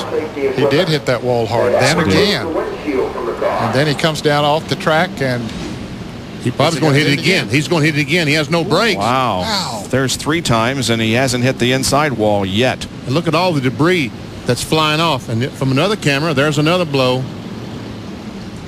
And now he's going to go across the grass. And we're going to see Jimmy Spencer's car sit in there. See all that water. And just in front of Spencer's car and in the inside wall. Wow. And when I said these people scattered and I don't believe there was any injury to those people, that does not mean that perhaps Steve Park has not suffered some kind of an injury because he is still in the car. Here's the contact with the wall, and he hit that for a ton too. Sure did. He had 4 hard licks. Wow. In 2001, you know, honestly, just a brutal wreck. I mean, really, it was you know, it was pretty like, you know, jaw wrenching, like heart stopping. You know, like when you look at it, you know, it was just like almost inhumane, you know. And then sadly he was out for the rest of the season. Didn't come back until March of 2002. You know, and but I will say though, I kind of think that when he did come back, I don't really think he was himself, you know. And it's sad that stuff like that happens. It does. But yeah, just a nasty wreck overall. And by the way, if you couldn't tell the theme of this top 10, it is top 10 Atlanta wrecks. I probably should have said that, but I didn't. In at number 6, we have Tina Gordon, Rick Crawford, and Hank Parker Jr. Into the wall in turn 3. It's Rick Crawford right there. Golly. The whole front end off of that, number 14. A couple more trucks on the back. Tina Gordon. That's a bad in crash. 13. Yeah. So our first caution comes out at lap 45. Rick Crawford sliding into the infield. His throttle's hung. You see Tina Gordon 13 right there, loaded on the hauler, but the other truck that was involved was the 21 of Hank Parker Jr. Now we've seen Rick Crawford and Tina Gordon get out of their trucks. We've seen Hank Parker Jr. get out of his truck, but they're still attesting to Hank Parker Jr. right now. He got out and laid down, so I think we're going to go red here so that they can attend to Hank. Let's look back at how this all happened. Up off turn 2, you'll see Tina Gordon get sideways exiting the corner. Does a nice job of not spinning out, but just can't ever control the truck, Phil. Never can catch up to it. Now she's got the brakes locked up to try to stop that truck, but she stops in the middle of the racetrack. There comes Rick Crawford right behind Dennis Setzer on the 46 truck. Could not see her, never saw her. clipped her, turned her in front of Hank Parker Jr., who made severe contact on the inside, and it kind of slid down to the inside wall. And Hank would have missed her had Rick not have hit her, but Rick hit her, bounced her over in front of Hank, and then Hank just took a terrible shot head on right into the left front corner of Tina's truck. You can see it there. Oh, whoa! And you could hear it too. Over there in the middle of the back straightaway, he's clobbered the wall since then, and just now comes to a stop on the front straightaway. That's how bad the wreck was. The crash happened after Rick Crawford hit Tina Gordon, causing her to get loose and go down to the apron. She was trying to gain control of the truck, and got back on the track, but she was too slow, causing Hank Parker Jr. to slam right into the back of her. After that, Crawford slammed into her because he had nowhere to go as well. All three drivers had injuries. Gordon had a concussion as well as a broken right fibula. Crawford had a couple of broken bones in his left foot, but luckily came back just in time for the next race at Martinsville, and he eventually won the race. Hank unfortunately had to be airlifted to the hospital and was diagnosed with a compression in his L2 vertebrae in his back. Now, just for clarification, I didn't put that wreck at that spot because of the injuries. I put it there because of how the wreck was. That was one of the most violent wrecks I've seen, like, in the truck series. Like, nowhere to go, just got loose, came back up across the track, nowhere for them to go. Rick Crawford's car kept moving, so even after the hard hit, his car kept riding the outside wall for like half a lap. Like, it was just a crazy wreck. Yeah, it was crazy, and I didn't know about their injuries, so this is new to me now hearing about that. And at number 5, we have, when you think of Dale Earnhardt's early career, this might be one of the wrecks that come to mind. This was his flip during the 1976 Dixie 400, and this was just his 3rd career start in the Winston Cup Series. I was deciding, well, man, do I need to just stop this stuff and go get a job and quit worrying about it? Didn't seem like we were going anywhere. I didn't think he'd ever make it. I was watching him in Will Cronkite's car in Atlanta, and he turned over in the infield. I remember saying, if that kid ever makes it right there, the woods are full of them. One of the defining moments was at Atlanta when he went over, knocked himself out, and he got out and he was looking for a ride by the end of the day. He did not want to go back to the dirt tracks. He wanted to stay in NASCAR and Winston Cup racing. Yeah, he was out of control, but desperate people will do desperate things. And he was running near the apron in the turn. I'm not sure if he hit the apron or what it was, but he got loose and just slid into the grass near the infield and just started rolling. He like went airborne. It was almost Forza like physics from the replay I've seen, and he kept rolling and rolling, and I believe he was knocked out for a little bit afterwards. Yeah. Sorry, good. No, what were you saying? I was just gonna say, like, there's no actual video of the wreck, but you could see the pictures on the screen. Like, looking at the pictures, you would think he'd be hurt worse. Like, he actually collided with another car, then hit the outside wall, came down, and then it flipped around like maybe 4 or 5 times. Pretty crazy wreck. Yeah, and the only replay I saw, they showed him spinning, then switched to another car, and only switched back to him once he was already wrecked. But you would definitely think he was wrecked. He would have been hurt worse, when in reality, that same day, near the end of the day, he was already up and walking around trying to find a new ride and talking to teams in the garages and stuff. So that was definitely a big part of his early career. All right, so moving on to the next one on the list, if I'm correct, number 4, I have Jimmy Horton's ARCA crash at Atlanta in 1995. Chasing his best finish, a 10th at Texas back in 91. And once again, Bobby Bowser is not that far in front of the leader. That's the leader. We're looking from inside Tim Steele's car. That's a spin over in turn 2. And Loy Allen goes to the bottom of the racetrack. Oh, 2 and 3 cars get involved. Ken Allen is involved. Horton goes very high. Crashed.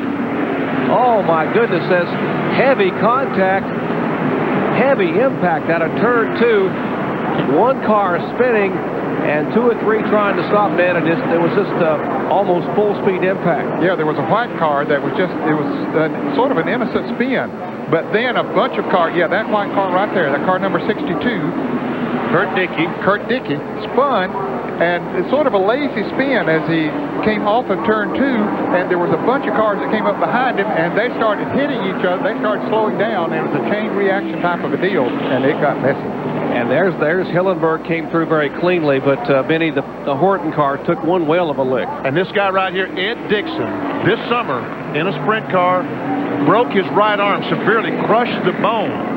He asked the doctor, they made him a cast to come down and drive here, and the doctor said, okay, you can go drive, but you better not hit the wall. And folks, he has destroyed that car. I just hope and pray that his arm is okay. Well, we can see him moving around in there, so that's good news as far as that part's concerned. And that's a signal to the NASCAR safety crews. They tell you in the driver's meeting, you take the window net down if you're okay, so we know that if the window net isn't down, we'll go to someone else first who may be not quite so fine. I don't think I've ever seen a car any more torn up than Jimmy Horton's car is right there. Look at the rear end housing. It's out of the car. I mean, look at the left rear tire. Or is that somebody else's left rear tire? It looks like it's supposed to be under the back of that car, but it's 2 feet outside that car. Looks like the whole housing has been shifted over about 3 or 4 feet. It looked like Horton was going to make it through. He was trying to go to the high side. Of course, that car is painted the same as the other car you were talking about, Benny, as far as colors. Let's look again, see if we can see exactly what might have happened. Did you ever see the one car? The one car, Loy Allen, goes down and spins because Scott Neal came down. Now, Allen goes back up, and there we see, the car flipped over. The 52 car turned, now he's back on his tire. And in the air he gets hit. Wow. He is off the ground and gets hit from beneath. Man, oh man. And remember, and Jimmy Horton is scheduled to drive tomorrow in the Napa 500 in Kenny Schrader's Winston Cup entry. There's a helmet. I saw a helmet, I believe. They're taking the roof. That's the jaws of life, and they're cutting the roof off the car. There we see the guy. They'll cut the roof. They'll also cut the roll cage so that they'll be able to go down inside the car and lift Jimmy Horton out. There's the windshield coming off. Once again, Jimmy Horton, a 2-time winner here in Atlanta. He won this race here in the spring. He was the only multiple winner in the field, but that was not Jimmy's fault. He had nowhere to go. In fact, he had a car right against his rear bumper. If he tried to slow down, Ken Allen was back there, and his car got sideways, rolled over, was righting itself back on its top. As it was rolling back over, then he is tagged by Ed Dixon. Now that's as you see, that's Lexan. That's not glass. That's why it doesn't shatter. Now he'll take the jaws of life and cut the roll cage, the top loop out.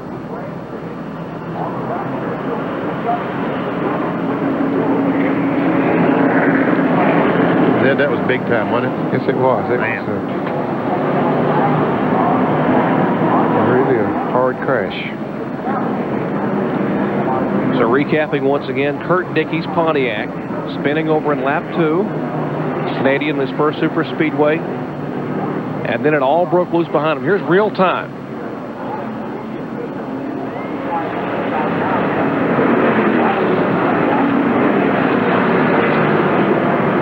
And then there are parts and pieces everywhere. And there's Ray Evernham, who is a very close friend of Jimmy Horton's, and that crew waiting down near the infield care center. Of course, the crew chief of Jeff Gordon. And we'll give you some information as soon as we get it passed along to us, as we're under caution for a horrendous crash in turn 2. Back to Atlanta in just a moment. Now, this wreck, when I first saw this, I literally thought, like, it could have been bad. It could have been really bad because there was multiple cars in it, he just couldn't slow down. So multiple cars just start running into each other. He gets hit. He flips up in the air. And then not only that, he gets hit on top of the roof. Like, there's no aftermath pictures of it, but there's video of it. And it looked bad, but miraculously, he didn't get hurt. Like, he had maybe a little minor injury, but nothing much. Like, and he's no stranger to getting in bad wrecks. He's been in a couple other ones as well. In Talladega in 1993, he flipped over the wall. So, nothing new to him, but yeah. Next up. Next up, coming in at number 3, we have Brad Keselowski's flip at Atlanta. 96 races ago on the road course. And who half do a you... second. And the 99 has turned over Brad Keselowski. And we have a caution. My goodness. I don't know if I'm okay. Keselowski was on track for a 6th place finish. Boy, and we're told there was contact between Edwards and Keselowski. And have we seen that somewhere once before? Talladega last year and early in this race at lap 41. A little crossover move here by Carl. Clean here, clean here. Just slight contact. Look at that thing go. That looks so much like Edwards' turnover at Talladega off the bumper of Keselowski. It really did, and I'm so wondering and hoping that when they put the, I mean, he, like he said, I don't know if I'm all right or not. He's moving okay. That looks a little better. Yeah, much better. Favoring that left foot. A little hop in his step. But let's take you back almost a year to the last lap at Talladega in the spring. That's Brad in the black car. They're racing for the win. Carl said he may have come down just a bit.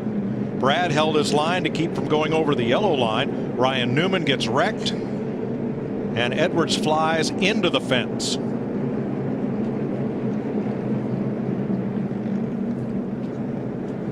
Now today, back at lap 41, watch the 12 on the bottom, the red car just barely gets into Edwards, sending Carl up and into Joey Logano, pretty much ruining both their days. Now both those cars were repaired, came back on track many laps down. But here, with just a handful of laps to go, Edwards and Keselowski get together again.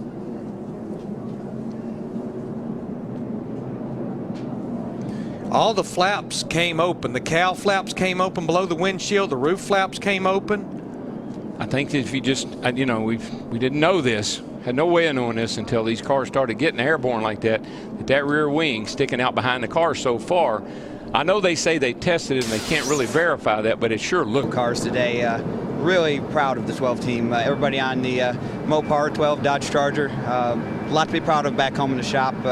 I think Kurt's got a real good, strong shot at winning it, so I'm really pulling for him. Hopefully he'll get it done for Penske today, but just a wild ride that was uncalled for. Brad, check this out, too. I know Carl a little earlier, he had some words. He said maybe it wasn't his fault. Then he said it was. He took the blame, but he also said you weren't giving him any room out there. You know, he cut down on me on a restart, and I lifted. I couldn't lift fast enough for him. I lifted for him to let him in, but I was there. I don't know what more you could do. You know, Carlo, that's what they say. So I was underneath him. Tried to cut him a break. It was too late, though. He turned down. So I apologized to him, but there's nothing I could do in that situation. And to come back and just intentionally wreck someone, that's not cool. I mean, it could have killed somebody in the grandstands. And I know that it's a little ironic that it's got me saying that, but at least I didn't do it intentionally when it happened. So it'll be interesting to see how NASCAR reacts to it. They have the ball. If they're going to allow people to intentionally wreck each other at tracks this fast, we will hurt someone either in the cars or in the grandstands. So it's not cool to intentionally wreck somebody at 195 mile an hour. Thanks, Brad. We're glad you're not hurt. Dick Berggren? With Carl Edwards, did you intentionally wreck him? Well, Brad knows the deal between him and I, and you know, the scary part was that his car went airborne, which was not at all what I expected. And you know, at the end of the day, we come out here to race, and people got to have respect for one another, and I have a lot of respect for people's safety, and I wish that wouldn't have gone like it did, but I'm glad he's okay, and we'll just go on and race some more, and maybe him and I won't have any more incidents together. That'd be the best thing. Okay, thank you. All right, thank you. You get both sides of the story. In the 2010 Cobalt Tools 500, honestly, it was a little surprising, really, because it was more like, you know, it's just kind of like a freak of nature, because the wind kind of got like took up under him, you know. And it was pretty nasty, you know. Like my first time ever seeing that, you know, I was still pretty new to, you know, like NASCAR, you know, when I was doing that stuff. So, you know, me, I do see your first NASCAR race, you already want to see the wrecks, because, you know, who doesn't? And when I actually first saw that for the first time, I literally thought like he was dead, you know. Like there was no way. I mean, that was just it was brutal. And I mean, and you see like all the people's like faces and they're shocked, and it's just, it's just insane, and it just shows like these guys put on so much for NASCAR. Like so much for that title. It's insane. Yeah, like I remember when I first saw that wreck, I was watching the race. I was like 9 or 10, and Edwards was the one that spun him out, revenge for an incident that happened earlier in the race, and kind of payback also from Talladega in 2009. And a lot of people were surprised. They're like, I remember there was a lot of talk about it after that wreck happened. They're like, what are we going to do about the roof flaps? Because the roof flaps didn't do their job. It could have been much worse. He could have hit the catch fence. I mean, if he was going faster, he could have maybe even flew over the fence. So thankfully, he didn't get hurt. The roof did kind of cave in, and it was a surprising to everybody. So I think that's why it deserves the number 3 spot. Yeah, and another thing to say on that too is that it was kind of weird because like for a minute it almost looked like he was gonna save it, and then right away, nope, just didn't. Turned all the way around, flew up, gone. Like it was pretty intense. Yeah. And in at number 2 is Steve Grissom's flip with a fire right after. And there we go! No! Steve Grissom with that horrible crash and fire on the racetrack.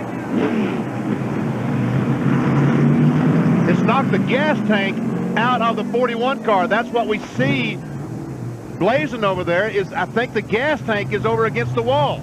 This is at the end of the backstretch. Greg Sachs has stopped over there, but the ambulance is on the scene very quickly. The driver involved is Steve Grissom. Just tremendous impact with the wall at the end of the backstretch.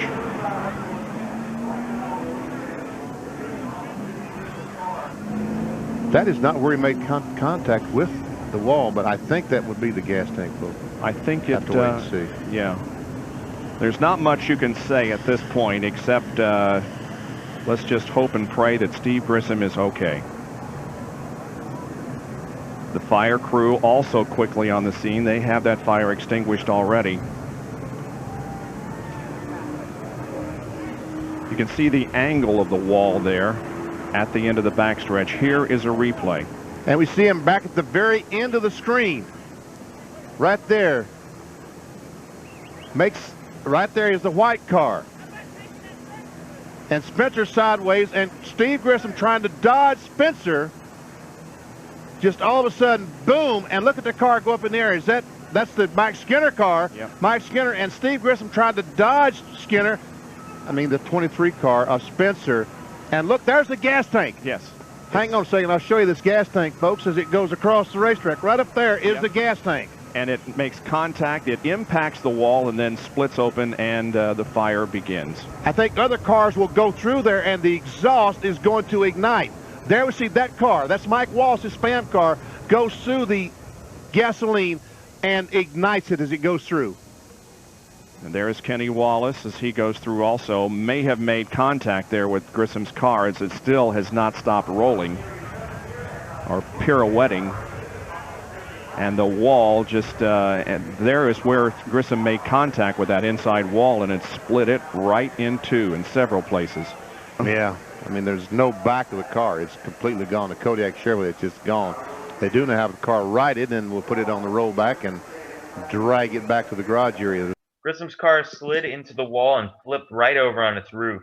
The gas tank had gotten detached from the impact, causing fuel to leak all over the track, igniting a fire with friction from Mike Wallace's car. Yeah, it was one of the most violent wrecks I've seen, and I know a lot of people have seen this wreck, and they'll agree that it's one of the most violent wrecks of all time. And he just couldn't slow down. I mean, his car was just going straight for the inside wall. They didn't have any safer barriers. Could have been way worse. He did suffer some minor injuries, but nothing really serious. But man, I mean, also look at that car. Like, it was such a huge impact that the back, like the wheels and all that almost detached in the car, and it was just hanging out to the side like that. It was just crazy. Yeah, and I mean, and that's the thing too about like these NASCAR wrecks. Overall, is that it kind of shows like the development of how much safety that NASCAR has really gotten into for their cars. I mean, you look over, and you just seen like how every single wreck that's happened, they take a look at and be like, well, we could do this to make it help it pinpoint this, and maybe it can help, try to stop the impact from breaking a bone, causing trauma. I mean, so much stuff that can happen to it. So, I think it's also just really cool to see the evolution of how NASCAR, how they've changed, So it's pretty cool. Yeah, definitely. And here at number 1, we have Curtis Turner's crazy flip. And this is actually, I believe, the second one on our list that did not happen during a race, but rather practice. This was practice with the 1967 Atlanta 500. And fortunately, we do have footage for this one, so we can take a look at that now. When Curtis Turner flipped that Chevelle at Atlanta, a lot of folks who were there say it's the worst accident they ever saw.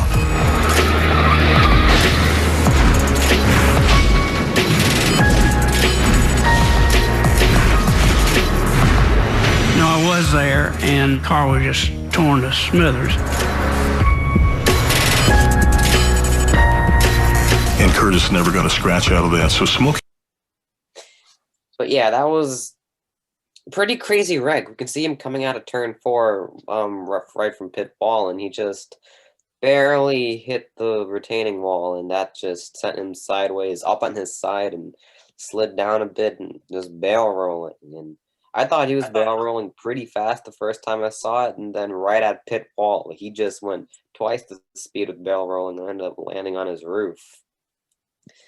But surprisingly, he was actually pretty okay. He didn't have any serious damage. He was transported to the hospital after this and was released. So thankfully, somehow he was okay and didn't have any broken bones, but he was bruised.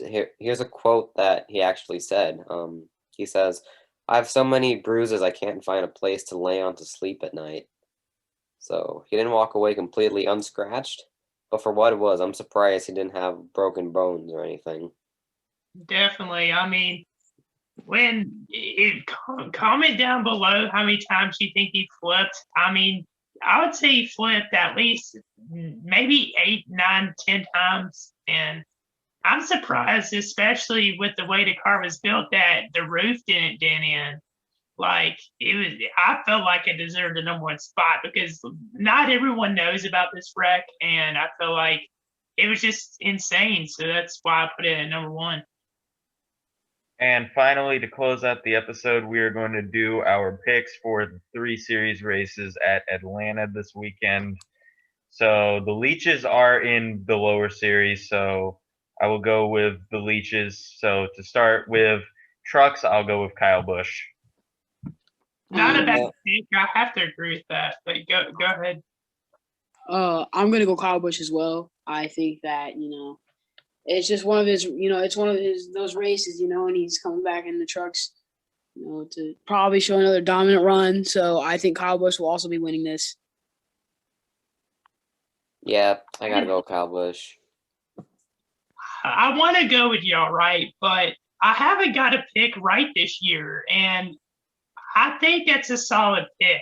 Now, I'm going to go with Matt Crafton, and the reason why is because he's won multiple times at Atlanta, and he hasn't got a win if I'm correct, in a while. So I'm going to say Matt Crafton wins, but if he doesn't win, then I think it's Kyle Busch. Now for the Xfinity Series, Martin Truex Jr. is in there. So I'm kind of tempted to pick him. Yeah, I think I'm going to go Martin Truex Jr. I'm going to go AJ Allmendinger. I think that he's going to come up clutch. This is my second time picking him. I'm rooting for him, man. I got to get something right here. I don't care if it's trucks, Xfinity. It doesn't matter to me. As long as I can just get a win in something. Screw it. ARCA. I don't care. I should win in something.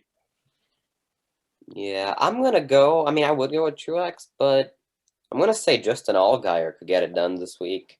He almost did last week.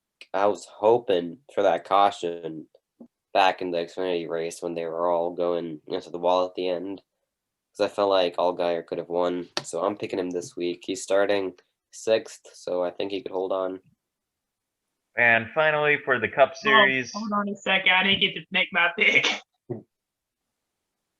But yeah, sorry about that. But I think this Xfinity race would be better than the Cup and the Truck race. I'm gonna have to go with Harrison Burton to win this one. And finally, to close the episode out, we are going to do our Cup picks. I think I'm going to go with Kevin Harvick. He's always been solid there. Yeah, I'm just going to go with Kevin Harvick. He's just solid on these 1.5 mile tracks. What I think is going to happen in this race, another snooze fest. Last year's race was the first time that I fell asleep watching NASCAR race in like 4 years. Like, I was so bored. Hopefully that's not the case. Hopefully it's a good race. I'm going to have to go with, drum roll, Kevin Harvick. Get pranked. Yeah, I would go with Kevin Harvick, but I don't know. He hasn't been running. I don't know if it's rather him or Stuart Haas in general this year hasn't been up to par as good as we saw last year. And I'm probably going to be wrong, but I'm going to say Kyle Larson could win again this week. Ooh, Larson. And with that, that will conclude this week's episode. Whoa. I don't say mine. I don't say mine.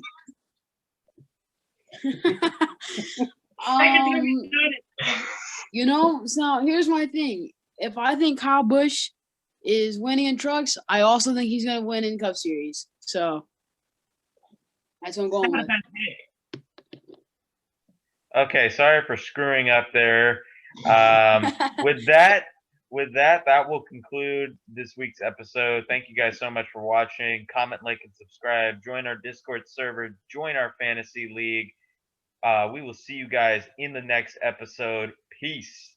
Turn the bell notification off. Yes, subscribe and turn notifications on. Peace. And recycle.